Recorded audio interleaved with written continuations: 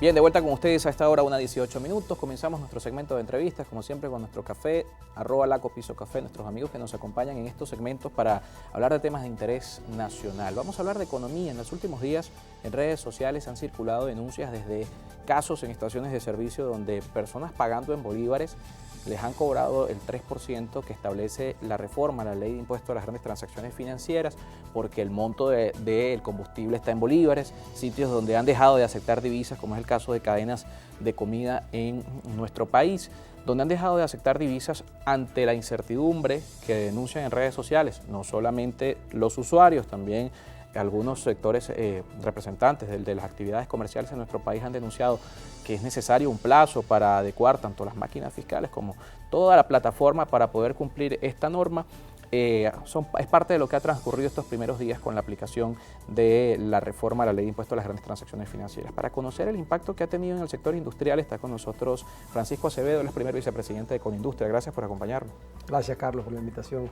Mencionábamos que este tema ha generado confusión, en concreto el caso industrial que se ha sumado, ha respaldado la posición de Concecomercio respecto a ese plazo para las adecuaciones del sector comercial, que además entramos también en un tema que tiene que ver con lo que se considera una gran transacción el día de hoy bajo esta nueva figura que pasa por una compra de $5, de $10 y habría un debate respecto a qué se puede considerar una gran transacción y lo conversamos también durante la entrevista.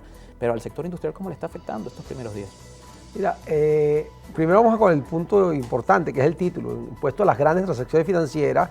Realmente es un impuesto a las transacciones, no importa su tamaño, porque el parámetro por el cual se eligió las personas que debían de cancelar esto, pues son todos los contribuyentes, y todos los contribuyentes especiales como agentes de retención, con lo cual no importa el tamaño de la transacción, el impuesto va a todo tipo de operación que sea realizada en moneda que no sea del curso legal, que es la moneda del bolívar, y va a afectar de alguna manera todos los bienes y servicios de la economía, y eso ya lo estamos viendo hoy en día, como tú explicabas, gente que no quiere cobrar el impuesto o que no acepta divisas para no cobrar el impuesto, gente que ha pagado el impuesto por pequeños consumos.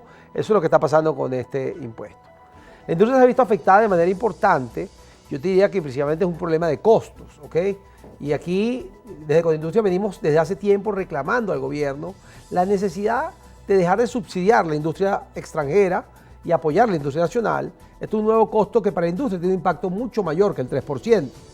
Entendamos que la industria es una cadena, por lo cual en cada eslabón de la cadena se está incrementando un 3% el costo.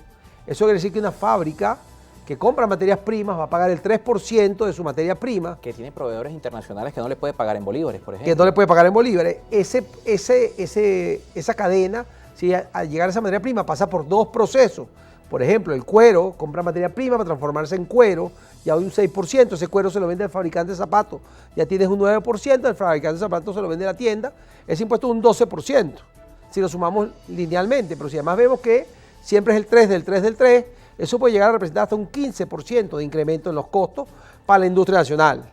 La industria importada, la cual está subsidiada por el gobierno de una manera ilógica, importa un par de zapatos, por darte el ejemplo, y va a pagar un solo 3%. Entonces ya tenemos una industria nacional golpeada por una política equivocada de aranceles y con este nuevo impuesto le das un nuevo golpe a la industria nacional. Entonces pareciera que el objetivo fuese eliminar la industria nacional, porque no hay una explicación para que la industria esté teniendo tanto palo en un momento donde además venimos levantándonos de una crisis que todos los venezolanos vivimos desde el 2018 hacia acá, ¿no? El objetivo de esta reforma a la ley de impuesto a las grandes transacciones financieras lo establece, Ramón Lobo estuvo con nosotros acá en el espacio y lo explicaba, lo establece también la norma, es rescatar el valor del bolívar. En esa cadena donde se pudiera ir incrementando ese 3% en cada una de sus etapas, no es posible, apartando por supuesto la realidad de los proveedores internacionales, pero en esa cadena no es posible que se pueda cancelar en bolívares. ¿Por qué no poder hacerlo en este caso? Bueno, el gobierno ahora quiere regresar al bolívar, después que el gobierno incentivó el uso del dólar de manera importante. El tema es que simplemente no hay la cantidad de bolívares en la economía, pero no más allá, tú le estás pidiendo al venezolano, ¿dónde arranca la cadena? Arranca en el consumo, y el venezolano perdió la confianza en el bolívar. Tú tienes que recuperar la confianza en la moneda, no la puedes decretar. Lamentablemente eso no se decreta, la confianza, los sentimientos no se decretan, se generan. Entonces, bueno, primero tengo que recuperar la confianza en el bolívar para después poder hacer este proceso.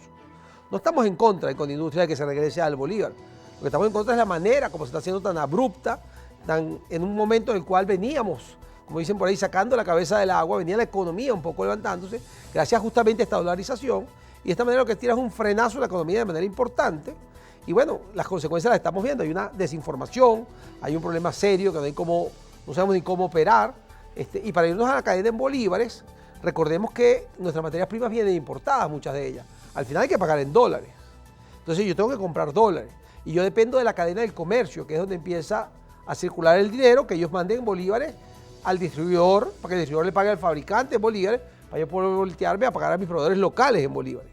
Pero arranca por el consumo. Entonces, más bien debería ser en el consumo donde yo incentive el uso de bolívar. No era aguas abajo de la industria es una consecuencia en este caso. Entonces, creemos que esta ley no fue pensada en ningún momento del impacto que podría tener en la cadena industrial venezolana. Hay también preocupaciones no solamente por la estructura de costos, el impacto en los costos que va a tener, sino el estímulo que significa para la informalidad de la actividad. Bueno, ese es el segundo factor y hoy no lo podemos poner de primero. Venezuela viene de una alta informalidad a consecuencia de la crisis. Básicamente una situación de crisis donde los comerciantes no podían ni sobrevivir en los niveles de venta que tenían. La informalidad se volvió un canal para poder abaratar los costos. Yo diría que inclusive para evitar el cobro del IVA, muchas veces la gente, pues, tú ves que en comercio que no te dan documentos, no te dan factura. Una nota de entrega. Y no lo hacían para incrementar sus márgenes, sino para poder sobrevivir, para poder bajar el costo de alguna manera. Esta ley lo que está incentivando es más la informalidad, porque la gente todavía no tiene confianza en el bolívar suficiente, quiere seguir recibiendo los dólares, pero el consumidor no lo quiere pagar. Me contaba una persona de un comercio que la gente entraba y preguntaba, ¿aquí cobran el 3%?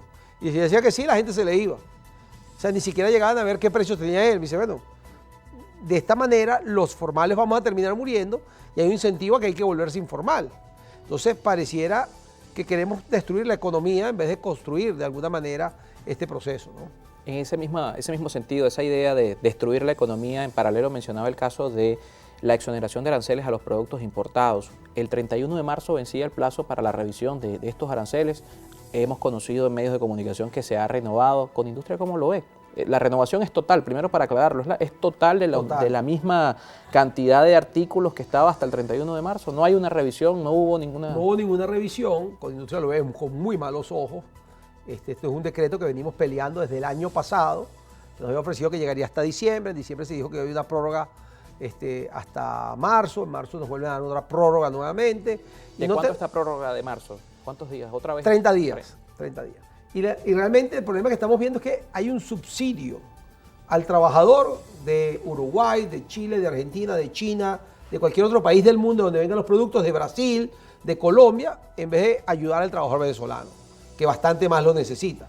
¿Por qué? Porque estos productos entran sin pagar arancel, pero la estructura venezolana de producción tiene que cumplir con una cantidad de leyes, de aranceles, de requisitos y de impuestos, como te explicaba antes, el ejemplo de las grandes transacciones financieras, como el ejemplo de las retenciones de IVA, y así podemos nombrar muchos casos, las patentes que han subido de manera importante. Entonces la industria nacional, que se ve muy dificultada frente a esta voracidad fiscal que estamos viviendo, bueno, se consigue que el producto de otros países, que ya es subsidiado muchas veces por esos países, que sí fomentan su industria nacional, que sí crean y creen en su industria nacional, además llega a Venezuela con un nuevo subsidio del gobierno venezolano al no pagar aranceles.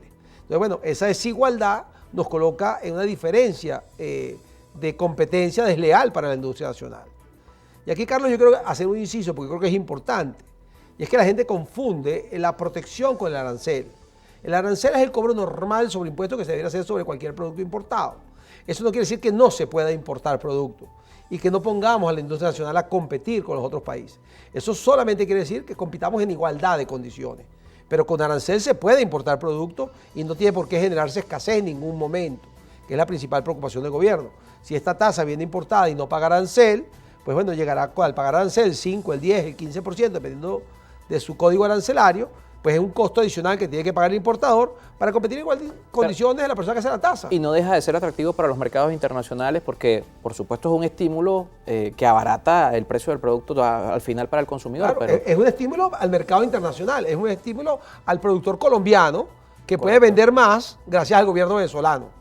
En vez de ser el productor venezolano, que pudiera vender más el productor venezolano gracias al gobierno venezolano. Pero podría seguir vendiendo más un productor internacional si se elimina esta exoneración de aranceles y tendría la industria la capacidad de cubrir ese mismo esa misma falta de atractivo que podría generarse de imponer aranceles a los productos terminados? Bueno, ¿Tenemos capacidad de cubrir una demanda? El productor colombiano, argentino o el país que venga tiene que competir. En todos los países del mundo se pagan aranceles por introducir productos.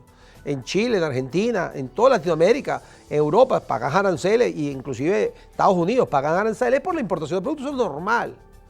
Y ese productor de otro país, si quiere vender en Venezuela, tendrá que bajar sus márgenes para entrar al mercado venezolano, como se hace, claro, como hacen los venezolanos que quieren exportar. Pero no en todos Pero los ¿por qué países no tiene que subsidiar el gobierno venezolano? ¿Por qué el gobierno venezolano tiene que subsidiar a un productor en otro país en vez de estar ayudando y colaborando con la industria nacional y con los trabajadores venezolanos? ¿Cuál es la explicación del subsidio? ¿Que queremos el producto más barato? Bueno, entonces subsidiemos a todo el mundo. Subsidiemos a la industria nacional, quitémosle los impuestos a la industria nacional, quitemos el IGTF a la industria nacional. Si queremos subsidiar, hagámoslo en igualdad de condiciones, no favoreciendo al extranjero en vez del nacional. Pero no en todos los países la industria nacional trabaja por debajo del 30% de su capacidad, que es también, pudiéramos entender que exista tal vez un temor de que la industria no esté en capacidad de cubrir una demanda porque la industria está en una contracción importante. Lo conversamos al regreso de la pausa con nuestro invitado. Francisco Acevedo está con nosotros, primer vicepresidente de Conindustria. Hacemos un corte y seguimos con más.